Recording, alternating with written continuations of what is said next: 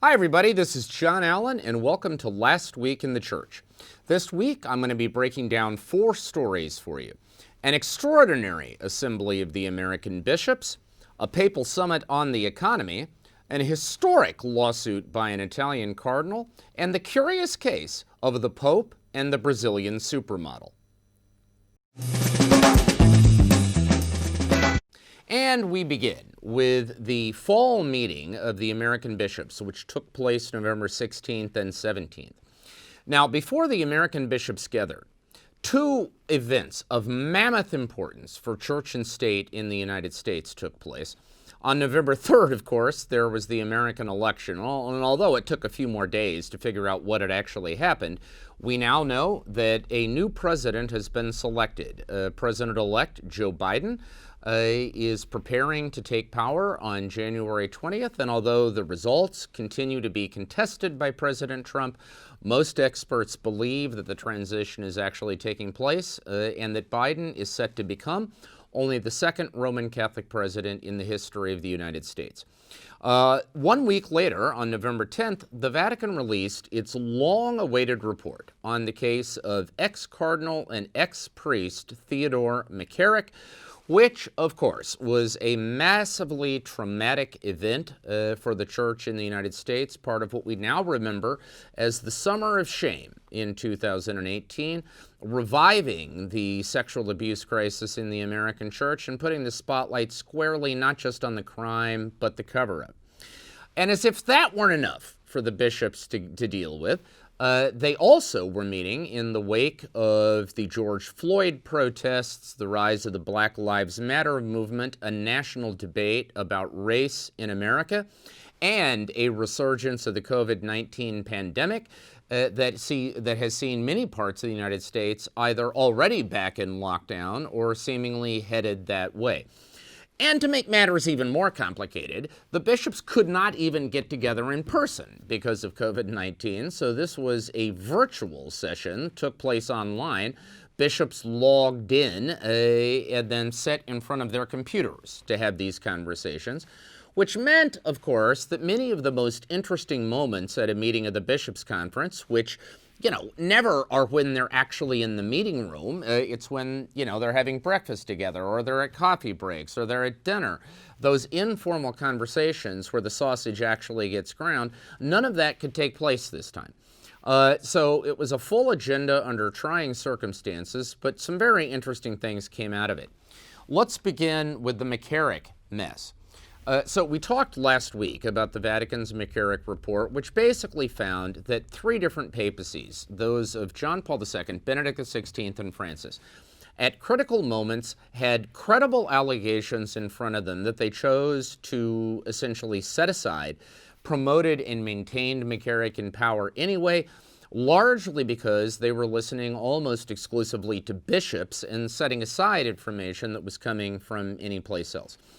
Now, it is no surprise, therefore, that one of the key items of discussion at the Bishops' Conference was how to improve the process for selecting bishops' candidates and reviewing their performance once they're in office. And there was a number of voices suggesting that process needs to become much more transparent. It also needs to do a better job of including lay voices, both lay men and women, who have insight into the history and the performance of a particular either candidate to become a bishop or a bishop who is already in office. We don't exactly know which specific reforms will flow from that, but that was certainly a point of emphasis as the bishops got together. A second point was what this report doesn't contain, and that primarily means the money trail, because this report says at the outset it does not provide an accounting of the money that Theodore McCarrick provided to the Vatican over the years, first as the Archbishop of Newark, then as the Archbishop of Washington, as the founder of the Papal Foundation, and in a variety of other ways. And that's because, according to the report, there was no evidence that the money drove the decisions in the Vatican about McCarrick.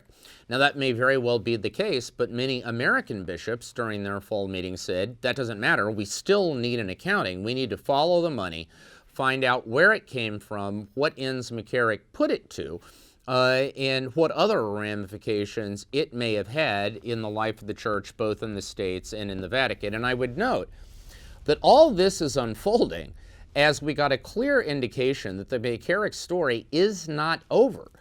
Because just days after the bishops met, noted plaintiff's attorney, Jeff Anderson in the United States, filed a lawsuit against the Vatican on behalf of 4 people who claimed that they were sexually abused by Theodore McCarrick, naming the Vatican as the principal defendant and arguing that the Vatican is on the hook here because McCarrick, as a bishop and a cardinal, was an employee of the Vatican. Now, here's the thing.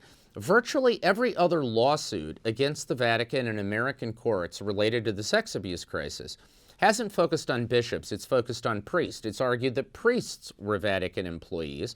That, of course, is preposterous. There are, more than 400,000 Catholic priests in the world, and everybody knows that if they're an employee of anybody, it isn't the Pope, it's their bishop or their religious superior. Bishops are a different case. There are about 5,000 Catholic bishops in the world. There's only been one, and they are much more directly supervised by the Vatican, as we all know. Only the Pope can, quote-unquote, hire a bishop, and only the quote can, quote-unquote, fire a bishop. And the power to hire and fire has traditionally been the test in American jurisprudence for an employer-employee relationship. There's only been one case that tested this before. It was a 2004 lawsuit in Kentucky, the O'Brien lawsuit, which argued that the bishop there was an employee of the Vatican. But that lawsuit was dropped in 2010 because it was a class action suit and the lawyer couldn't come up with enough plaintiffs to sustain it. But along the way, the Vatican supplied 2 briefs from an American canon lawyer by the name of Edward Peters, insisting that a bishop is not a Vatican employee under the church's law, because a bishop is a successor of the apostles in his own right. No American court has ever been asked to settle this question before.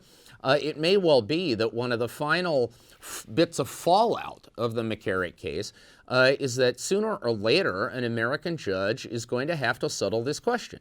Is a bishop a Vatican employee or not? That may pit American civil law against the church's canon law.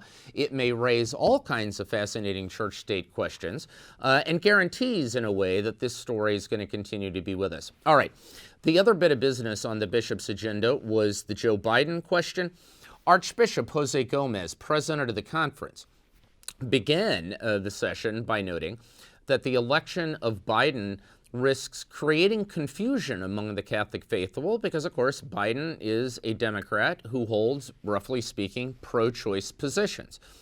And Gomez announced that the conference was creating a new working group to navigate its relationship with the new administration, which will be led by Archbishop Alan Vigneron of Detroit. Now, both Gomez and Vigneron conventionally would be seen as center-right figures, sort of John Paul II bishops. It's a clear signal that the Bishops' Conference does not intend to go quietly into that good night as an administration takes power that will have different positions from official Catholic teaching when it comes to the life issues: abortion, euthanasia, contraception, including the issue of whether mandatory insurance coverage of contraception ought to be part of American health care law. Another interesting point, the bishops indicated on the issue of race in America that there is a need for tough conversations about race, both on the national level and also inside the church itself, confronting the vestigial remains of racism within the Catholic Church in America. Will be fascinating to track how that plays out. On the COVID situation, the bishops indicated that they want to try to maintain the maximum possible space for public worship to continue, but they also want to balance that against public health. No indication that the bishops are going to come up with a uniform policy on that, so some bishops, no doubt, will comply with government restrictions. Others, like Bishop Nicholas DiMarzio in Brooklyn, will push back against them. DiMarzio recently filed an appeal for relief in front of the United States Supreme Court to restrictions imposed by New York Governor Andrew Cuomo. Chris, his brother, is a colleague of mine at CNN. but in any event, by the Cuomo administration in New York. Will be fascinating to see how that plays out. All right, shift gears. Right now, a papal summit on the economy called the Economy of Francis is unfolding. This was an event that was originally scheduled to take place in March in Assisi, the birthplace of St. Francis, but because of COVID, got moved to this month and got moved to a virtual space. In essence, this is an attempt by Pope Francis to marshal his forces, and in particular the young people of the world, to push for his agenda for economic reform as outlined in his recent encyclical Fratelli Tutti, or All Brothers, which is a quote from St. Francis. In essence, it is a papal attempt to push for a kind of all-out act of resistance to what he described in that encyclical as a neoliberal capitalistic individualism that disregards the poor and disregards the common good. It is an A-list of speakers at this conference. Jeffrey Sachs is there. Mohammed Yunus, the Bangladeshi Nobel Prize winner for his theories on micro-lending, which has transformed the economy in many third-world nations. Even Leonardo Boff, the famous Brazilian liberation theologian, is there. And if you want a synthesis of Pope Francis's social, political, and cultural agenda for the remainder of his papacy, this event is it.